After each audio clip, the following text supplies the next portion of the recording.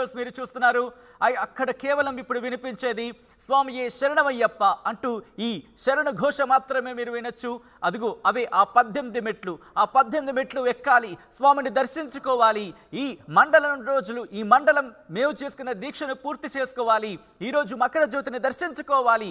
ఆ మకర జ్యోతి వెలుగులో స్వామిని చూడాలి, ఆ స్వామిని చూసి తరించాలి అంటూ కొన్ని వేలాది మంది అక్కడికి చేరుకున్న, వేలాది మంది కాదు లక్షలాది మంది, అవును కొన్ని కోట్లాది మంది ఈరోజు టీవీలకు అతుక్కుపోయి చూసే క్షణం ఇది.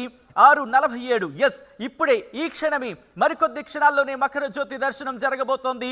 ఎంతో ఉత్కంఠతో ఎదురుచూ ఎస్ అదిగో అదిగో మీరు చూస్తున్న మకర జ్యోతి, అదే స్వామి దర్శనం అంటూ ఎంతమంది భక్తులు ఇలా 2 చేతులు జోడించి దర్శనం చేసుకుంటున్న ఆ మకర జ్యోతి ఒకసారి కనిపించింది, మళ్ళీ అదృశ్యమైంది. మరొక్కసారి దర్శనం జరగబోతుంది.